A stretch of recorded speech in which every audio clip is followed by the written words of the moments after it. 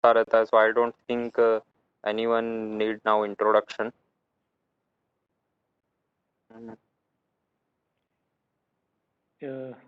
Yes sir, अभी maximum लोग repeat ही हो रहे, तो we can start, not an issue. Okay, या प्रेजेंटेशन दिख रहा है? हाँ हाँ, बस स्लाइड 1 से चालू कीजिए। जी, अरुण साहब, अब पूरा मंच आपके हवाले है साहब। Thank you sir, thank you. Good evening everybody. Very good evening आज सर। जो हमारा टॉपिक लिया है, आज जो हमने टॉपिक लिया है history of fire service. Fire service एक इसेंशियल, फायर एक इसेंशियल है हमारी लाइफ के लिए, सभी जानते हैं। और हिंदू धर्म के अंदर तो देवता तक माना गया, अग्निदेव माना हुआ है, तो काफी पूजनीय है पहले से ही। और बिना फायर के शायद लाइफ या कोई भी एक्टिविटी एग्जिस्ट नहीं है, इसलिए बहुत जरूरी है। पर कंट्रोल वे में जब तक है, जब तक कोई दिक्कत नहीं है। अनकंट्रोल हो जाती है तो फिर दिक्कत है, फिर कंट्रोल करना भारी काम हो जाता है। तो कंट्रोल वे में तो हर एक चीज उसमें चली रही है, आपका ऑटोमोबाइल हो, इंडस्ट्रीज हो, इलेक्ट्रिसिटी हो, कोई भी हो, तो वो सारे फायर के ऊपर डिपेंड है। अगर अनकंट्रोल हो जाए तो उसके लिए फिर क्या किया जाए, तो उसके लिए फायर सर्विस है। वो कोशिश करती है कंट्रोल करने की, कभी जल्दी हो जाती है, कभी लेट हो जाती है। उसकी टेक्निक्स और उसके एक्सपीरियंस, बहुत सारी चीजें इसके अंदर एफर्ट्स लगते हैं। तो उसी के बेस पे आज लिया हुआ है कि कैसे सेटअप होता है। हिस्ट्री के बारे में जाते हैं, हिस्ट्री के बारे में जाते हैं तो बहुत पुरानी हिस्ट्री है, रिकॉर्डेड हिस्ट्री है। 4000 साल पहले इजिप्ट, मिस्र के अंदर ट्रेंड फायरमैन थे। रोम के अंदर भी फायर फाइटिंग सर्विस थी, सेमी मिलिट्री बेसिस पे थी। उसके बाद में और कई जगह किंग अगुस्तो ग्रिप ऑफ अगुस्तस था, उसके अंदर 6 एडी जो था, उस टाइम 4% टैक्स के साथ में फायर सर्विस दी जाती थी। जो स्लेव्स थे वो उसके अंदर भर्ती किए हुए थे। अगर इंडिया में माना जाए तो यह मान्यता है कि महाभारत कालीन में फायर का कई बार जिक्र आया है। कई वनों के अंदर आग लगी है तो उसके अंदर कुछ फायर फाइटिंग इक्विपमेंट्स जो उस टाइम पे अवेलेबल होंगे वो यूज किए गए हैं। इंद्रदेव से प्रार्थना की गई है कि आग को बुझाए। महाभारत के अंदर ये एक और आता है, लाक्षागृह कांड आता है। उसके अंदर पूरे फायर को ध्यान में रखते हुए कितनी उसकी कैपेबिलिटी होगी, क्या होगा, कितनी कैलकुलेशन, उसके हिसाब से एक लाक्षागृह बनाया गया था। और उसको काउंटर करते हुए एक उस टाइम पे जो पांडवों ने बनाया था, जो आग सब जल जाए तो उसको बचने का रास्ता कहाँ से निकाला जाए, तो मीन्स ऑफ एस्केप एक केव बनाई गई थी जो भारत उनको सेफली ले गई थी। तो हिस्ट्री काफी पुरानी है, 4000 साल पहले रिकॉर्डेड है। ये इजिप्ट के अंदर थी। इंडिया के अंदर जब स्टार्ट हुई तो फर्स्ट मुंबई के अंदर 1477 के अंदर स्टार्ट हुई थी। वो एक एनजीओ टाइप, जैसे अब एनजीओ है, उस टाइप से कोई एक ग्रुप बनाया था जो 4 रुपए पर डे के हिसाब से उस टाइम का जो रेट होगा उसके हिसाब से उसको दिया जाता था। तो वो मुंबई में थोड़ा सा किन्हीं का जी? माइक चालू है, प्लीज माइक बंद रखिए। मुंबई में फर्स्ट फायर सर्विस स्टार्ट की गई थी, काफी लॉन्ग टाइम तक चली वो। एक 1803 1803 के अंदर एक मुंबई के अंदर फायर हुई थी।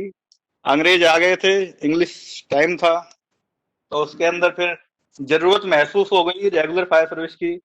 तो जो पुलिस उस टाइम पे पुलिस डिपार्टमेंट था उसको हैंड ओवर कर दी गई। कुछ मतलब वो रेगुलर फायर सर्विस नहीं थी, पर एक एडिशनल जॉब उनको दे दिया गया पुलिस के साथ साथ में फायर को भी हैंडल करने के लिए। जब रेगुलर उस टाइम रेगुलर की बात की गई पर रेगुलर हो नहीं पाई।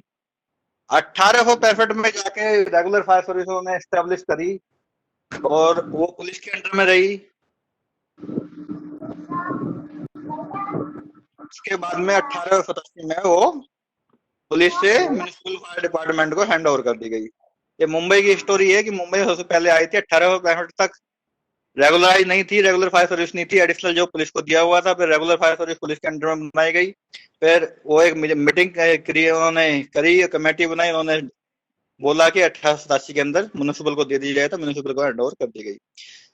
कलकत्ता की देखे जाए, दो ही रिच टाइम सिटी थे, मुंबई और कोलकाता। कोलकाता तो इंडिया की राजधानी पहले रहा हुआ है, अंग्रेज वहीं से आते थे। रीजन था कि वो तुम्हारा समुद्र के किनारे था, तो इजिली ट्रांसपोर्टेशन के लिए वहां पे यूज किया था। तो कलकत्ता काफी टाइम तक वो रही, अपनी राजधानी रही इंडिया की। तो उसके अंदर 1965 के अंदर 1922 के अंदर स्टार्ट की थी पुलिस के अंडर में। 1972 में वो कोलकाता म्युनिसिपल को दे दी गई। और उसके बाद में एक कमेटी और की, बंगाल राज्य बिल्कुल अलग कर दिया था, वो बंगाल राज्य के अंडर में 1910 के आसपास दे दी गई। अगर दिल्ली की बात करें तो दिल्ली की ज्यादा पुरानी नहीं है, हालांकि है तो उसी टाइम से, पर इतनी पुरानी नहीं है। दिल्ली के अंदर 1967 तक थी, फिर वो 1896 के अंदर म्युनिसिपल को दे दी, और बाद में कभी 1987 या 88 के आसपास स्टेट गवर्नमेंट के अंडर में आई है। ये पहले म्युनिसिपल के अंडर में रही है। तो ये इंडिया की हिस्ट्री है, इंडिया फायर की। और दूसरे जो है उसके अंदर भी बहुत सारी, जो स्टेट वाइज अगर आप डिटेल में जाओगे तो सब मिल जाएंगी, इस स्टेट में कब हुई। एक रैंक दी हुई है डायरेक्ट, ये फायर सर्विस की हायरार्की क्या क्या है, क्या क्या पोस्टर्स के अंदर होती है।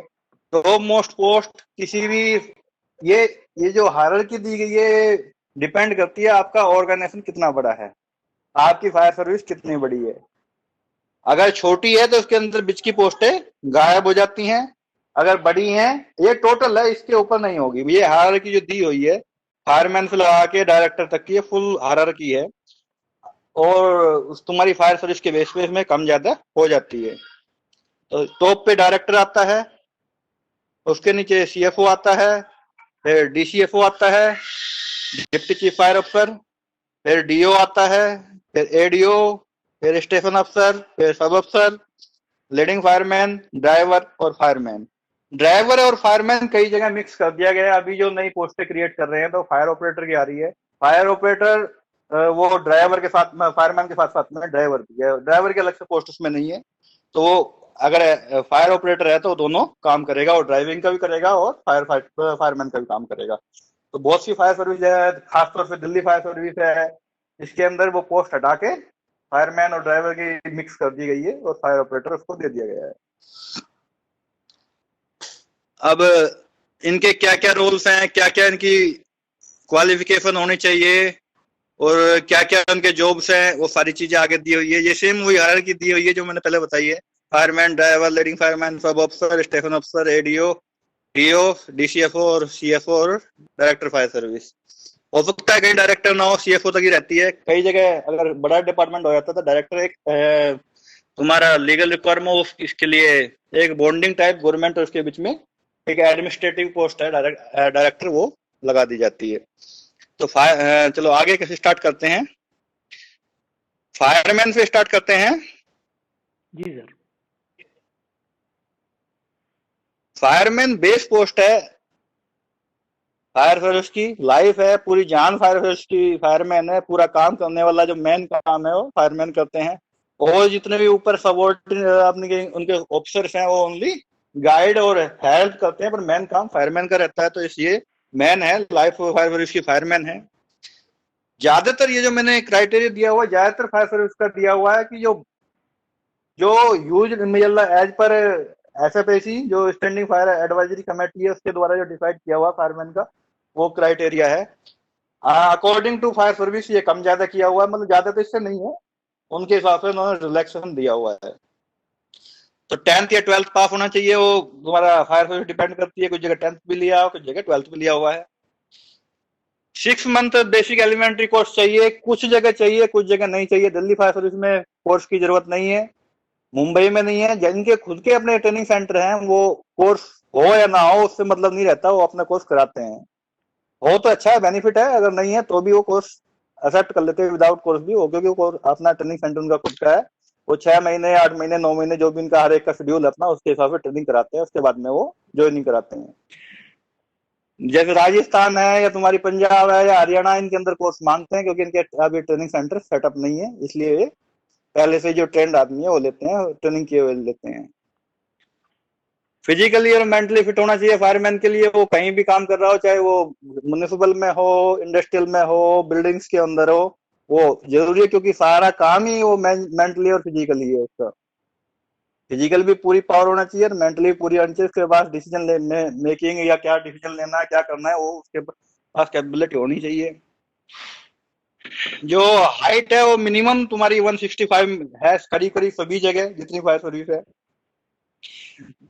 चेस्ट 81 सेंटीमीटर टू 86 से 81 नॉर्मल में है, 86 एक्सपेंशन में है। विजन 6x6 माना जाता है दिल्ली फायर सर्विस या जितनी भी अच्छी फायर सर्विस है सबके अंदर आई साइड चेक होती है, और 6x6 होना चाहिए आपका। कलर ब्लाइंडनेस नहीं होना चाहिए, और 6x6 भी विदाउट आपके गॉगल्स होना चाहिए, मतलब स्पेक्स जो होते हैं विदाउट किसी एड के, बिना चश्मे के आपका 6x6 होना चाहिए। कलर ब्लाइंडनेस नहीं होना चाहिए। नॉक नहीं होता है कि आपके घुटने आपस में अगर सीधे खड़े हो तो मिलने नहीं चाहिए, उनके अंदर थोड़ा गैप रहना चाहिए, तो वो भी क्राइटेरिया होता है कि वो आपके नौकरी नहीं होने चाहिए। और जैसे ये दिल्ली फायर सर्विस है या दूसरा जहाँ फायर ऑपरेटर पोस्ट क्रिएट कर दी गई है, तो वहां आपको ड्राइविंग लाइसेंस मस्ट हो गया, क्योंकि वो ड्राइवर और फायरमैन एक ही पोस्ट हो गई है, तो इसलिए ड्राइवरी लाइसेंस मस्ट है। बिना ड्राइविंग लाइसेंस के आपको रिक्रूटमेंट नहीं हो पाएगा। तो ये फायरमैन के लिए क्राइटेरिया है। सर एक मनीष कुमार है, कुछ पूछना है मनीष आपको? आपने हैंड रेज किया है, इसके लिए पूछ रहा हूँ। अगर आपका क्वेश्चन है तो चैट बॉक्स में डालिए, आपको आंसर मिल जाएगा। बढ़ा जाए सर।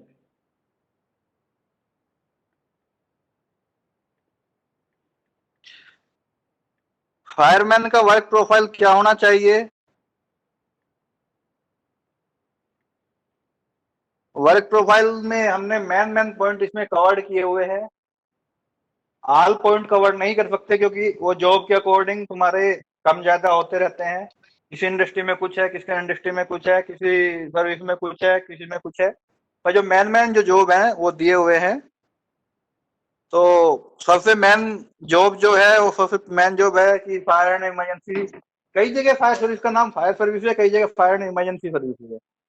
जहाँ फायर एंड इमरजेंसी सर्विस है तो सभी तरह की फायर कॉल अटेंड करती है, जहाँ फायर सर्विस है वो भी करती है, पर वो सिविल डिफेंस करके एक डिपार्टमेंट है, वो क्या एसडीआरएफ एनडीआरएफ है, उनकी हेल्प के लिए जाती है।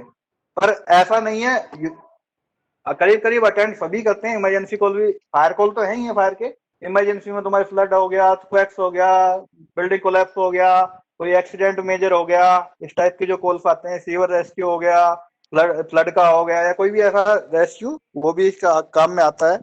तो इमरजेंसी और तुम्हारे फायर कॉल अटेंड करने का, प्रॉपर्टी, लाइफ और एनवायरनमेंट बचाने का काम है मेन जो है। उसके बाद में जो तुम्हारे आते हैं रूटीन एक्टिविटी, ये तो मेन तुम्हारा जॉब हो गया, डेडिकेटेड जॉब है। इसके बाद में जितने भी तुम्हारे इक्विपमेंट्स है फायर स्टेशन पे, उनके मेंटेनेंस करना, केयरिंग करना, क्लीनिंग करना, हॉज हो गया, ब्रांच हो गया, बीएफएट हो गया, फॉर्म हो गया, रेस्क्यू इक्विपमेंट्स हो गए, तुम्हारे लेडर्स हो गए, और तुम्हारे जो ये कटिंग टूल्स, रेस्क्यू टूल्स जो होते हैं, वो सारी चीजें इसके अंदर आए। उन क्लीनिंग, चेकिंग, मेंटेनेंस, जो अगर यूज में नहीं हो रहे हैं तो वो यूज करना। ऑयल को सुखाना होता है, उसको क्लीनिंग करना होता है, सक्शन ऑयल टेस्टिंग होता है, ये सारी चीजें इसमें आती हैं। सेकंड आता है checking testing all equipment after use at fire call and if found and defect maintenance replacement. ये प्रोसीजर है करीब करीब सभी फायर सर्विस के अंदर। अगर आप कहीं फायर कॉल पर जा रहे हैं और वहां से वापस आए, तो जो जो इक्विपमेंट आपने यूज करे उनका चेकिंग और क्लीनिंग उनका होना चाहिए। अगर उनमें कोई डिफेक्ट आ गया है तो उसको मेंटेनेंस कर सकते हो तो मेंटेनेंस करो, रिप्लेस कर सकते हो तो स्टोर से रिप्लेस करो। अगर नहीं आ रहा, नहीं स्टोर में अवेलेबल है, तो उसकी इन्फॉर्मेशन जो सीनियर तुम्हारे हैं उनको प्रोवाइड करना।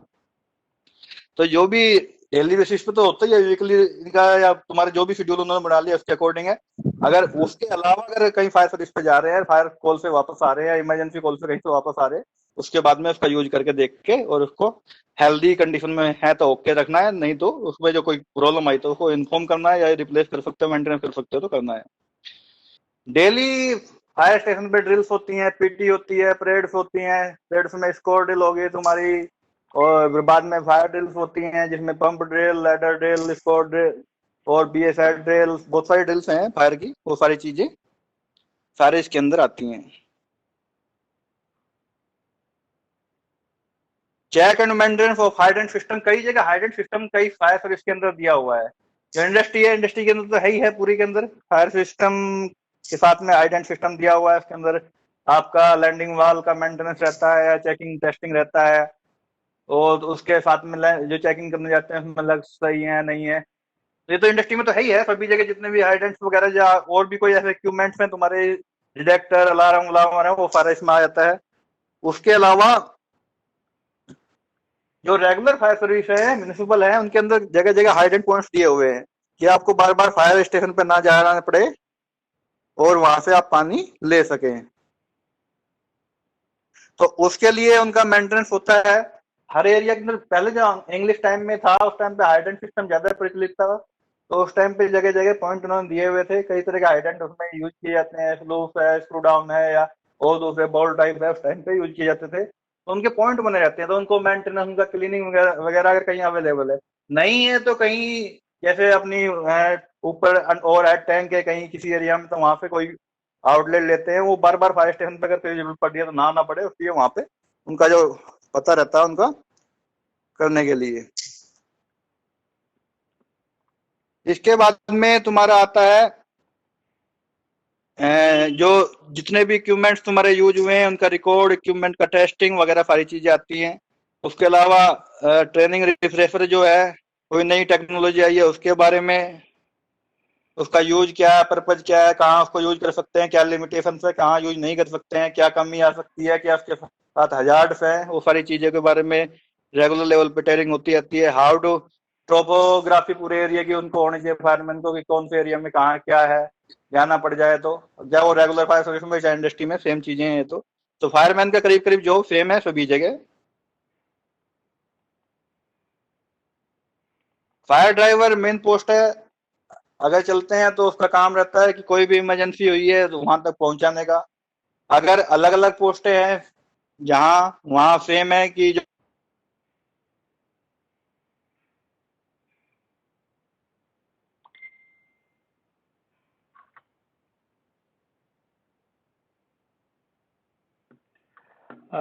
जैसा अरुण सर बता रहे थे, उनका आवाज आई थिंक कट रहा है। जो फायर ड्राइवर है उनका मेन जो पोस्ट है वो इमरजेंसी लोकेशन पे पूरे क्रू को पहुंचाना होता है। उनका बेसिक जो क्वालिफिकेशन है वो 10th पास या 12th पास का होना चाहिए, और इनके पास 6 मंथ का बेसिक फायरमैन का एलिमेंट्री कोर्स होना चाहिए। फायर ड्राइवर को भी फिजिकली फिट और मेंटली भी फिट होना चाहिए, क्योंकि अगर आदमी फिजिकली और मेंटली फिट नहीं है तो फायर सर्विस में उनके लिए काम करना बहुत मुश्किल है। मुश्किल इन द सेंस है कि जब भी आप किसी सिचुएशन में पड़ते हैं तो वहाँ मेंटली कैपेबिलिटी बहुत तगड़ा होना चाहिए, ताकि आप उस जो सिनारियो है उसमें आप टफ से टफ सिचुएशन है, कभी आप जहाँ काम करने जा रहे हो सकता है कि वहाँ पे बहुत सारा स्मोक हो, बहुत हीट हो, और जब हीट और स्मोक जब होता है उस समय आदमी का जो मेंटल कैपेबिलिटी है उसको अगर बराबर नहीं है तो वो सही डिसीजन नहीं ले सकता, और एक रॉन्ग डिसीजन जो है वो पूरे क्रू के लिए महंगा पड़ेगा।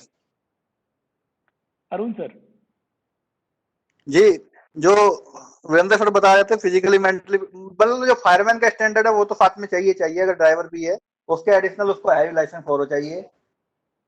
सेम वही चीज है, उसका स्टैंडर्ड 165 है, चेस्ट वही है, सारी चीजें वही सेम है। तो उसके बाद में अगर उसको ड्राइवर की पोस्ट पे भर्ती हो रहा है तो पंप का ऑपरेशन तुम्हारा, और जो पंप का रहता है, पीटीओ का रहता है, जो फायर सर्विस रिलेटेड सिस्टम में जाते हैं उसका ऑपरेशन, और साथ में तुम्हारा ये क्या ड्राइविंग लाइसेंस है, heavy valid heavy vehicle licence HMV जो होता है वो होना चाहिए।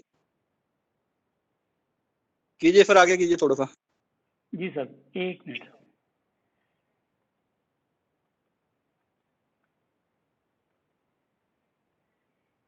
नेक्स्ट स्लाइड कर लूं? हाँ यस सर।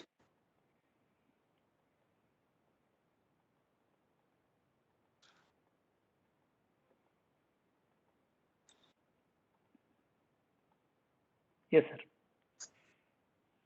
तो वर्क प्रोफाइल में वही है कि फायर व्हीकल का जो तुम्हारा है जो फायर व्हीकल फायर सर्विस के, उनको पोल तक पहुंचाना है।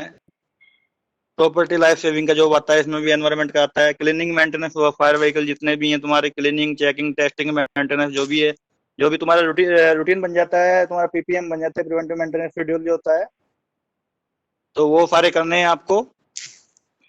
उसके अलावा जो अगर कोई टेंडर फायर टेंडर में फायर व्हीकल के अंदर कुछ दिक्कत आ रही है, तो इनकी जो लिस्ट निकालनी है, प्रिवेंटिव मेंटेनेंस क्या करना है, क्या फोर्ट कमिंग आ रही है, तो इक्विपमेंट की इन्वेंट्री की कोई डिफेक्ट आ रहा है तो उसको रिप्लेस करना है। अगर नहीं कर पा रहे हैं तो स्टेशन इंचार्ज को बताना है भाई ये प्रॉब्लम आ रही है, ये कमी है और ये हमारे पास में अवेलेबल नहीं है, तो वो अरेंजमेंट करेंगे। उसके बाद में अगर रिप्लेस कर सकते हो तो रिप्लेस कर दो। डेली प्रैक्टिस ड्रिल ये तो सभी के लिए, जितने भी फायर सर्विस में पर्सन रहते हैं, अब वो अप टू एसओ लेवल तक, सब ऑफिसर लेवल तक, सभी के अंदर ये कॉमन चीज है कि ये ड्रिल वगैरह तो सबको करनी होती है। रिकॉर्ड फायर व्हीकल के जितने भी रिकॉर्ड है, लॉग बुक का रहता है, डीजल फिलिंग का रहता है, तुम्हारे मेंटेनेंस का रहता है, और बहुत सारे हैं, टायर कब चेंज हुए, तुम्हारा कोई और ऑयल कब डला, कब नहीं डला, मेंटेनेंस कब कराना है, कब नहीं कराना है, सारे रिकॉर्ड उसमें मेंटेन रखने होते हैं। प्रोडिक्ट टेस्टिंग रहती है फायर व्हीकल की, जैसे पंप का टेस्टिंग हो गया तुम्हारा, और तुम्हारे और दूसरे टेस्ट रहते हैं, तो उनका करवाना और उनको मेंटेन करना, उनका रिकॉर्ड मेंटेन करना। पंप टेस्ट है, फॉर्म टेस्ट है, डीसीपी अगर सिस्टम तुम्हारा लगा हुआ है उसके अंदर, या CO2 सिस्टम लगा हुआ है, तो वो सारी चीजें। रिफ्रेशर ट्रेनिंग सभी के लिए, अगर कोई नई टेक्नोलॉजी आई है, चाहे वो व्हीकल के रूप में आई है, इक्विपमेंट के रूप में आई है, या और किसी फॉर्म में आई है, टेक्नोलॉजी टेस्टिंग इस मीडिया के रूप में आई है, तो वो उसके बारे में पता करना, नॉलेज करना, क्या करना है, क्या नहीं कर सकता, क्या लिमिटेशन है, क्या हजार्ड है, उसके अंदर वो पता करना। टोपोग्राफी बहुत मस्ट है ड्राइवर के लिए, कि उसको रास्ते का पता होना चाहिए, कौन सा रास्ता कच्चा है, कौन सा पक्का है, कहाँ जा सकते हैं, कहाँ नहीं जा सकते, गाड़ी जा सकती है, नहीं जा सकती, फंसेगी नहीं फंसेगी, वो कौन सा रास्ता बंद मिलेगा, कौन सा खुला मिलेगा, और ड्राइवर को बहुत जरूरी है, तो टोपोग्राफी मेन है। अगर कहीं फायर ऑपरेटर पोस्ट है तो कंबाइंड पोस्ट है, फायरमैन और फायर ड्राइवर का कंबाइंड करके फायर ऑपरेटर को लिया हुआ है।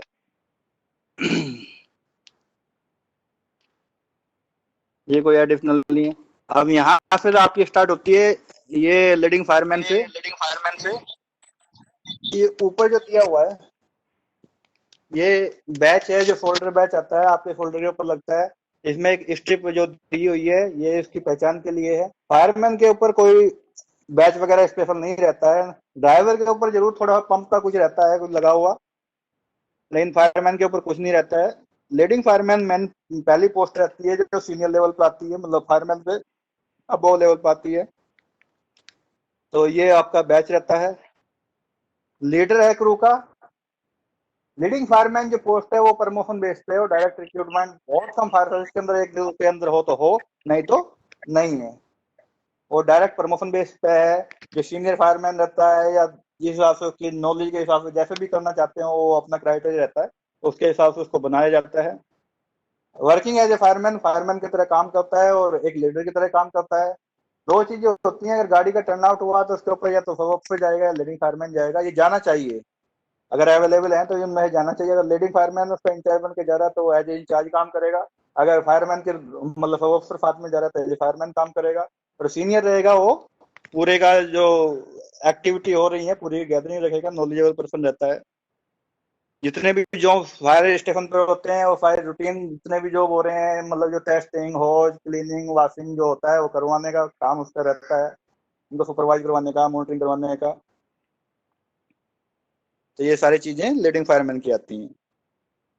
फायर जो स्टाफ रहता है उसको ड्रिल्स करवाने का, अगर फायर ऑफिसर नहीं अवेलेबल है, अगर सब ऑफिसर अवेलेबल है तो फिर वो भी फायरमैन फायर ग्रुप में आ जाता है, वो कराता है, उसके साथ में रहता है।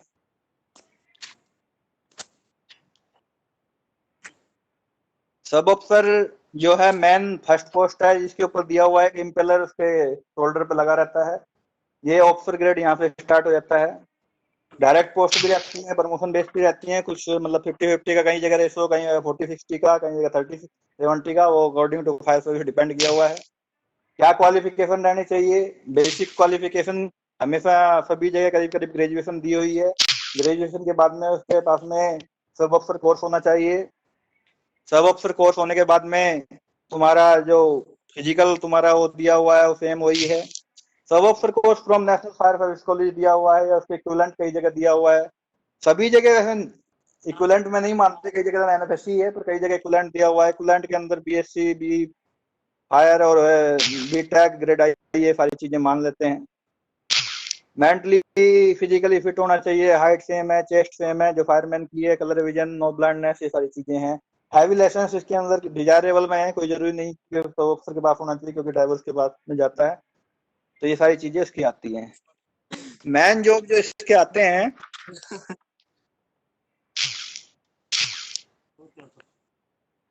वर्क किन्हीं का प्रोफाइल। माइक, सर एक मिनट, किन्हीं का माइक चालू है। दलपत शर्मा जी, आप लोग माइक बंद रखा कीजिए। यहाँ पे सिर्फ माइक ओपन रखने के लिए अरुण सर प्रेजेंटेशन दे रहे हैं और मैं उनको मॉडरेट कर रहा हूँ, तो ये उनके लिए है, बाकी किसी के लिए नहीं है। जी सब सर, ऑफिसर जो है सेकंड इंचार्ज है फायर स्टेशन का। अगर एसटीओ है तो ठीक है, नहीं तो वो इंचार्ज बन जाता है। एसटीओ है तो सेकंड इंचार्ज है, अगर एसटीओ नहीं है तो फर्स्ट इंचार्ज होता है, और फायर स्टेशन इंचार्ज हो जाता है।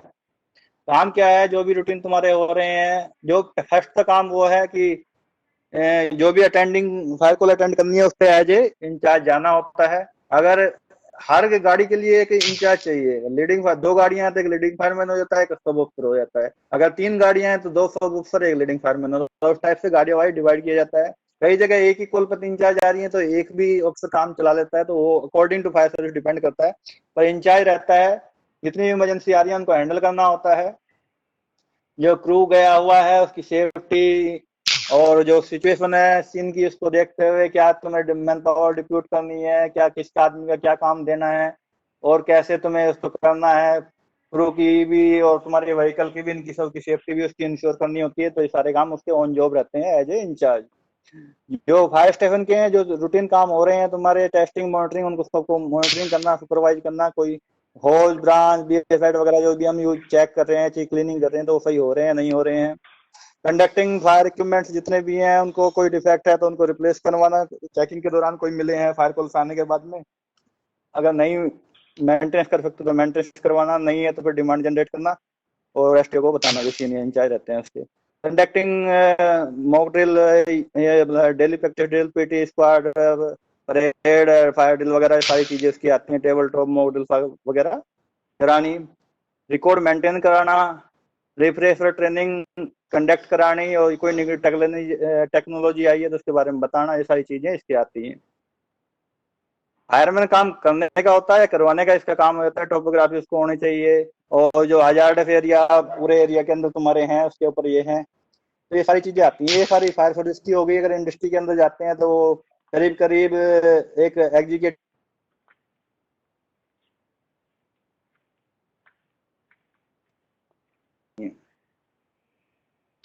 तो फायर सुपरवाइजर और सब ऑफिसर करीब करीब सेम पोस्ट आ जाती है। इसके बाद में अगर चलते हैं, जो वाटर रिसोर्सेज है उनके बारे में पता करना, मार्किंग और को ये करना, वो सारी चीजें इसके अंदर आ जाती हैं। एसटीओ आते हैं तो एसटीओ के ऊपर ये डबल इम्पेलर है, 2 इम्पेलर लगाए हुए हैं। ये शोल्डर बैच है। ये भी डायरेक्ट और प्रमोशन दोनों पोस्टें हैं। ग्रेजुएशन होना चाहिए, प्रीफरेबली साइंस ग्रेजुएशन मांगा जाता है। STO course national fire service college के द्वारा किया जाता है। अगर डायरेक्ट रिक्रूटमेंट हो रहा है तो उसके अंदर एसटीओ कोर्स होना चाहिए। अगर एसटीओ नहीं है तो फिर B grade I DO course इनमें से कोई सा होना चाहिए। कई जगह बीएससी भी कंसिडर कर लेते हैं, वो फायर सर्विस के ऊपर डिपेंड करता है। 3 साल का as a fire service officer course करने के बाद में as a fire service officer कार्य करना होना चाहिए। अगर डायरेक्ट रिक्रूटमेंट में जाते हैं, ग्रेड आई, अगर ग्रेड आई के बेस पे जाना चाह रहे हैं और बी के बेस पे जाना चाह रहे हैं तो 1 साल का एक्सपीरियंस मांगते हैं। ये भी किसी गवर्नमेंट सेक्टर के अंदर या रेपुटेड कोई कंपनी हो ऐसी उस टाइप उसमें होना चाहिए, तभी वो अलाउ करते हैं। फिजिकली मेंटली फिट और हाइट वाइट तो सब सेम ही है। सारी चीजें जो क्राइटेरिया है सबके लिए सेम है, एसटीओ तक भी, मतलब डीओ तक भी सेम है कि फिजिकल इतना होना चाहिए, कलर ब्लाइंडनेस कहीं नहीं होना चाहिए, 6x6 नहीं होना चाहिए। एसटीओ के लिए हैवी लाइसेंस जरूरी है और एसओ के लिए डिजायरेबल है करीब करीब सभी जगह। वर्क प्रोफाइल में आता है कि इंचार्ज फायर स्टेशन का है और सारे काम फायर स्टेशन में करता है। अगर सब ऑफिसर के काम जितने हैं, सब ऑफिसर अवेलेबल नहीं है तो उसके सारे काम भी इसके पास आ जाते हैं।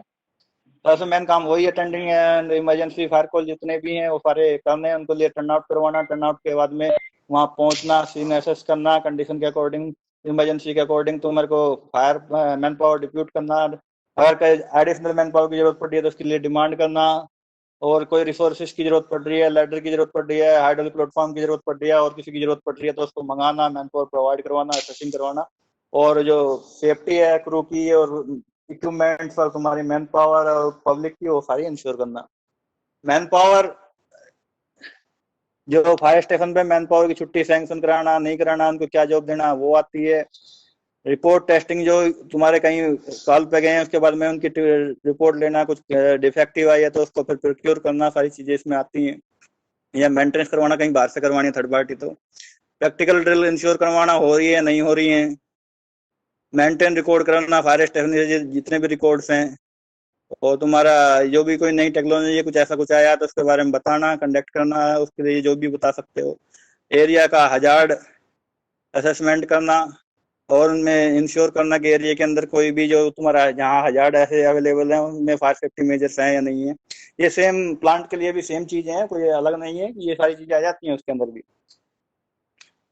कहीं वाटर रिसोर्सेज है तो उनके लिए तुम्हें अवेलेबिलिटी पता करना कहाँ पे है नहीं है, वो मार्किंग करना।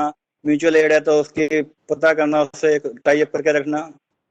वो फायर व्हीकल्स हैं तो वो थर्ड पार्टी मेंटेनेंस कराना, वर्कशॉप है गैराज है उसके अंदर मेंटेनेंस कराना, वो सारी चीजें। इन्वेंट्री कहीं कमी पड़ रही है तो इन्वेंट्री मेंटेन करना, रिप्लेस करना, इफेक्टिव करना, जो सारी चीजें हैं सारी इसके अंदर आती है। Fire safety assessment of public in station area, सारी चीजें। इसके बाद में आते हैं थर्ड पोस्ट आती है तुम्हारी, पहले एसओ हो गई, फिर एसटीओ हो गई, तुम्हारी थर्ड आती है एडीओ, असिस्टेंट डिविजनल ऑफिसर।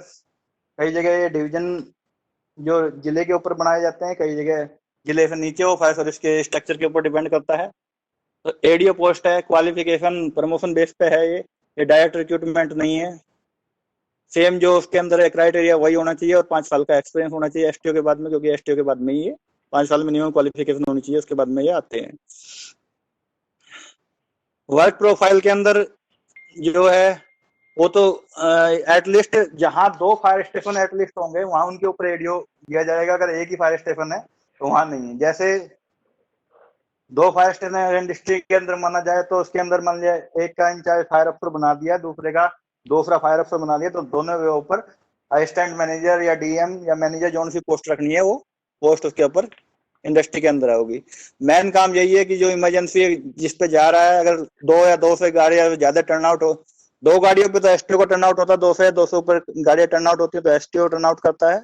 अगर तुम्हारी जा रही हैं गाड़ियां उससे ज्यादा जा रही हैं, कम से कम 4 गाड़ियां जा रही हैं, 2 फायर स्टेशन का इन्वॉल्वमेंट हो गया है तो वहां पे एडीओ को जाना होता है। एडीओ वहां पहुंचता है, देखता है कहीं पब्लिक कितनी है, लाइफ किसकी खतरे में है, उसको कैसे बचा सकते हैं, उसके लिए जो भी टेक्निक्स लगती हैं या प्लानिंग रहती है या कैसे एग्जीक्यूशन करना है या मैन पावर कैसे डिवाइड करनी है, इक्विपमेंट्स जो है वो कैसे यूज करने हैं, वो सारी चीजें उसके अंदर आ जाती हैं कि कम से कम जनहानि हो, कम से कम माल की हानि हो, वो इंश्योर करना उसको।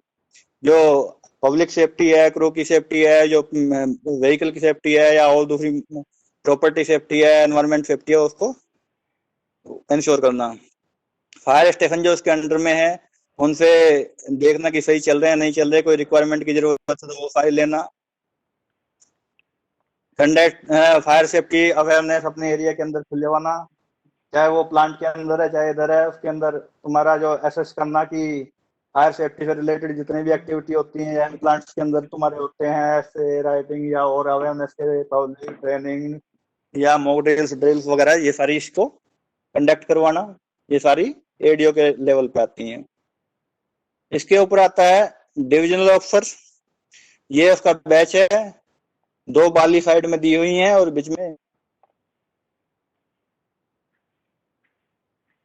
बीच में इम्पेलर जैसा है। और इनका भी जो क्वालिफिकेशन है, या तो ये डायरेक्ट भी होते हैं और प्रमोशन बेस्ड, दोनों में से दोनों ऑप्शन है इनके लिए। और ये इनका भी जो क्वालिफिकेशन में रिक्वायरमेंट है वो ग्रेजुएशन होना चाहिए, प्रेफरेबली साइंस में होना चाहिए। इनको भी डिविजनल ऑफिसर का कोर्स एनएफएससी से किया होना चाहिए, नहीं तो बी होना चाहिए, नहीं तो ग्रेड आई होना चाहिए, नहीं तो एमआई होना चाहिए, और नहीं तो डिविजनल ऑफिसर का कोर्स होना चाहिए। एनएफएससी डीओ का कोर्स कराती है, वो उसको क्वालिफाई होना चाहिए। अगर डीओ के लिए कोर्स करने के बाद ही डीओ बनाते हैं। अगर एसटीओ के बाद में आ रहा है तो 10 साल कम से कम एक्सपीरियंस चाहिए। 5 साल बाद तुम्हारा एडीओ बनता है, उसके 5 साल बाद तुम्हारा डीओ हो पाता है। बी वालों को ले लेते हैं, उसमें 5 साल का एक्सपीरियंस मांगते हैं, 10 साल की जरूरत नहीं पड़ती। अगर बी करा हुआ है तो 5 साल का भी चल जाता है। कई जगह 10 साल भी मांगते हैं, वो अकॉर्डिंग टू जॉब डिपेंड करता है। मेंटली फिजिकली फिट होना चाहिए, वो तो सारा क्राइटेरिया फायर सर्विस का पूरा सेम है। हैवी लाइसेंस के पास में भी होना चाहिए। वैसे इसको तो ड्राइवर मिल जाते हैं डीओ को, तो कोई ऐसी बात नहीं है, पर फिर भी क्राइटेरिया में डाला हुआ है। मैन वर्क प्रोफाइल जो है, जहां कम से कम 2 एडीओ एरिया हो, या मतलब एक ऐसा मान सकते हैं कि डिस्ट्रिक्ट लेवल पे ये हो गया, डिस्ट्रिक्ट या उपखंड लेवल पे मान लो ये डीओ हो जाते हैं। कम से कम 2 एडीओ एरिया उसके अंडर में आने चाहिए। फायर कॉल का जाते हैं जहां 8 या 8 से 10 गाड़ियां का टर्नआउट हो, 8 से ज्यादा का हो, या 2 या 3 फायर स्टेशन का इन्वॉल्वमेंट हो जाता है, तो वहां पे सीनियर अफसर के रूप में डीओ का टर्नआउट किया जाता है। काम सेम है, वहां पे जाके एसेस करना। जितनी भी बड़ी फायर होती जाती है उतना ही मैन पावर की ज्यादा जरूरत पड़ती है, उतनी टेक्नोलॉजी की जरूरत पड़ती है, उतनी तुम्हारी टेक्निक्स प्लानिंग सब कुछ बढ़ता चला जाता है। छोटी आग घास की है तो कोई भी फायरमैन बुझाया आएगा। अगर बिल्डिंग की जाती है तो उसमें सब अफसर का होना जरूरी है, क्योंकि उसके अंदर देखना पड़ता है किधर से निकलना किधर से नहीं। उसके ऊपर हाई राइज बिल्डिंग है, तुम्हारा एडीओ एसटीओ सारी, तो उसी बेस पे ये ऊपर बढ़ते चली जाते हैं। कोई बड़ी फायर होती है तो उसके लिए स्ट्रेटेजी की अलग जरूरत पड़ती है, प्लानिंग अलग होती है, इम्प्लीमेंटेशन उसका अलग होता है, कैसे हमने करना है वो अलग होता है। तो वो सारी चीजें इसके अंदर में आती है। एडीओ से रिपोर्ट लेना, और ये तुम्हारे वर्किंग स्टेशन जो उसके अंडर में आ रहे हैं सही काम कर रहे हैं नहीं कर रहे हैं, अपने एरिया के अंदर फायर सेफ्टी अवेयरनेस करवाना, हो रही है तो उसको मॉनिटरिंग करना, देखना सही हो रही है नहीं हो रही है। जितनी भी, अगर ये रेगुलर फायर सर्विस की है, मतलब म्यूनिसिपल या गवर्नमेंट फायर सर्विस की है, जिसके अंदर बिल्डिंग को अगर परमिशन देने की बात आती है, तो डीओ कई जगह एडीओ लेवल पे भी है, कई जगह डीओ लेवल पे भी है, और according to fire service depend करता है। पर मैन जो डीओ लेवल पे रहता है कि आपको एनओसी, यहाँ पे रिन्यूअल की पावर जो रहती है वो मैन डीओ के पास में रहती है। जो जितनी भी छोटी बिल्डिंग्स रहती हैं उनके रिन्यूअल वगैरह का काम इनको करना होता है। जो नई बिल्डिंग्स बन रही हैं छोटे वाली, उनकी एनओसी देने के लिए, ग्रांट परमिशन देने के लिए एनओसी आप फायर सर्विस से देते हैं, उसके बाद में भी वो बिल्डिंग परमिशन उसको जारी की जाती है। कोई फायर सीन होता है तो उसकी इन्वेस्टिगेशन की जिम्मेदारी डीओ की रहती है अपने एरिया में। वो खुद करे या फिर अपनी टीम जो भी उन्होंने बनाई हुई है उसके अकॉर्डिंग करवाए, उसको मॉनिटरिंग करे, देखे। ये सारे डीओ के काम आते हैं। इसके अरुण आगे सर, चलते हैं। अभी हम लोग के पास बहुत थोड़ा सा समय बच रहा होगा, तो आज मुझे लगता है यहाँ पे सेशन का मतलब ये करना पड़ेगा, नहीं तो फिर आगे जाएंगे तो कंप्लीट नहीं कर पाएंगे हम लोग। चलो तो डिसकंटिन्यू करके दोबारा कर लो, थोड़ा सा रह रहा है। ओके, अगर डिसकंटिन्यू होता है तो फिर से हम लोग जुड़ेंगे, जो लोग जुड़े हुए हैं फिर से जुड़ जाइएगा, नहीं नहीं तो ये पूरा सेशन पूरा नहीं हो पाएगा। भावेश जी, स्टॉप कर दीजिए। 2-3 क्वेश्चन आए हुए चैट बॉक्स में, जी जी जी आंसर दे दीजिए, और बाकी जितना बचा हुआ है वो फिर, जी, अरे यार हाँ, उसको फिर हम लोग पर्सनली रिलीज कर देंगे यूट्यूब पे। ओके। लेकिन नहीं, वो वीडियो नहीं ठीक, बन पाएगा ना। हो जाएगा, कोई दिक्कत नहीं है। ओके, एक क्वेश्चन है सीबू कंकरवाल का है कि सर मैं चश्मा लगाता हूँ, 3.75 नंबर है। नहीं, अगर सही फायर सर्विस के अंदर जाएंगे तो आपको नहीं लेंगे। उनको 6x6 चाहिए विदाउट एज के। कुछ फायर अ, सर्विस राजस्थान की है या और एक दो दूसरी है, वहां पे जरूरत नहीं पड़ती है। पर दिल्ली फायर सर्विस है, हरियाणा फायर सर्विस है, उनको 6x6 चाहिए। या जितनी भी सेंट्रल गवर्नमेंट की जितनी भी फायर सर्विस है, सीआईएसएफ की है, तुम्हारी ये वाली दूसरे वाली हाई वाटर बोर्ड है, एटॉमिक वगैरह, ये इनके अंदर मोबाइल में 6x6 ही सपोर्ट। चाहिए। 6x6 ही अ, चाहिए। अभी हम लोग के पास 4 मिनट जैसा समय है सर, और ठीक है, क्वेश्चन बताइए सर, हाँ मैं बता कोई रहा हूँ और सर। होता।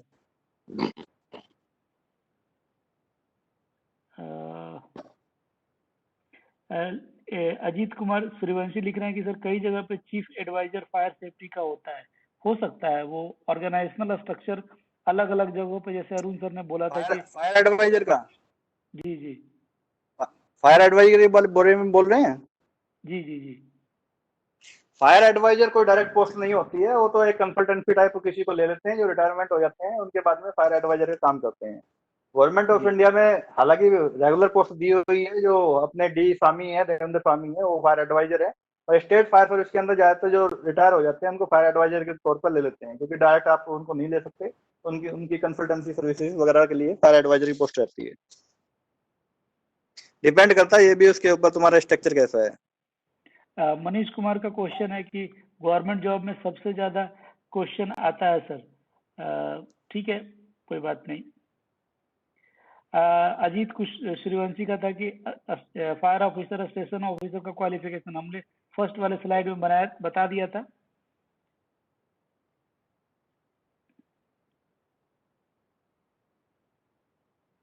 ओके, एक क्वेश्चन है कि ग्रेड आई 3 कैसे पूछ रहे हैं शायद। ग्रेड आई 3 नहीं होता है, ग्रेड आई ही होता है। लेवल हाँ 3 ये होता है, लिखने में हाँ लेवल 3 होता है। लेवल 3 यूके वाली को बोलते हैं, ग्रेड आई इंडिया वाली को बोलते हैं। पहले यूके वाली को भी ग्रेड आई बोलते थे, पर अभी भी उसको लेवल 3 के नाम से दिया जाता है जी, और वो इक्वल टू बैचलर डिग्री होता है। हाँ, वो मतलब ग्रेड आई इक्वल है, सेम चीज है दोनों। लेवल 3 उसमें दो, लेवल 3 के अंदर एक सर्टिफिकेट है, एक डिप्लोमा, और डिप्लोमा होना चाहिए लेवल 3 वाला। एक हिंदी में क्वेश्चन लिखा हुआ, मुझे ही समझ, सत्येंद्र का क्वेश्चन है। सत्येंद्र आप पूछ लो। इन्होंने एलएफएम और फायर इंजन ड्राइवर के बारे में लिखा है, एलएफएम और फायर इंजन ड्राइवर। अच्छा, लीडिंग फायरमैन ये है। मैं पूछ रहा था सर पूछ रहा था कि कहीं कहीं देखा जाता है कि एलएफएम को ड्राइवर के नीचे के पोस्ट पे रखता है, कहीं ड्राइवर के अपर पोस्ट पे डाल देता है। ऐसे भी पेमेंट का इशू रहता है, तो ड्राइवर का ज्यादा पेमेंट रहता ही है। ये तो हम अभी जिस पे है तो हमको लगभग पेमेंट अलग चीज है, पर एलएफएम इंचार्ज होता है ड्राइवर का भी। ऐसे भी कई बैंक में ड्राइवर का भी पेमेंट होना नहीं होना वो अलग मैटर है, वो तो इंडस्ट्री के ऊपर, एक्सपीरियंस के ऊपर बहुत सारे क्राइटेरिया रहता है। पर इंचार्ज एलएफएम रहता है। अगर सब ऑफिसर है तो सब ऑफिसर रहता है, नहीं तो सेकंड इंचार्ज एलएफएम रहता है। एलएफएम के अंडर में ड्राइवर को काम करना है। मोहसिन का क्वेश्चन है, ग्रेड आई और एमआई दोनों अलग कोर्स है क्या? जी बिल्कुल अलग कोर्स है। अलग कोर्स है, एक ग्रेजुएट डिग्री है, एक मास्टर डिग्री है। जी, मतलब एक ग्रेजुएशन लेवल पे, एक मास्टर लेवल पे है। एक लेवल 3 है, एक लेवल 4 है यूके के अंदर जो है। ओके, अभी एक रिक्वेस्ट है, जो लोग अभी सेशन में आते हैं प्लीज ग्रुप में भी एक्टिव रहिए, क्योंकि आप ग्रुप में एक्टिव नहीं रहेंगे तो हमें पहचानने में भी पता नहीं चलता है कि कौन सा बंदा क्या क्वेश्चन कर रहा है, पार्टिसिपेट कौन कर रहा है और नहीं कर रहा है। भावेश जी, आप कुछ आपका कमेंट्स देंगे इस पर? हाँ ये जरूरी है एक्चुअली। अभी देखिए काफी सारे ऐसे लोगों के नाम जो दिख रहे हैं ना, वो पता नहीं चल रहा है कि है कौन। किसी का राकेश मुझे दिख रहा है, लेकिन अभी पता नहीं चल रहा है कि ये है कौन एक्चुअली। तो आप जब ये एप्लीकेशन में अपना नाम रजिस्टर कर रहे हो तो प्रॉपर नाम लिखिए, तो पता चले कि एक्चुअली कौन है। बराबर। और ग्रुप में भी थोड़ा सा एक्टिव रहिए, हो सके। अभी जैसे सेशन में हमारा टाइम लिमिट है ना, तो टाइम लिमिट के चलते अभी हमें यहाँ पे स्टॉप करना पड़ेगा। तो बाकी का अगर कुछ क्वेश्चन रहा तो ग्रुप में आप एक्टिव रहेंगे तो आप पूछ सकते हैं वहां पे। दिल्ली फायर सर्विस का भी एक क्या हुआ है, वो भर्ती वाला क्वेश्चन उपेंद्र जी, उसके ये सेशन हाँ वो विनोद जी बता देंगे भाई।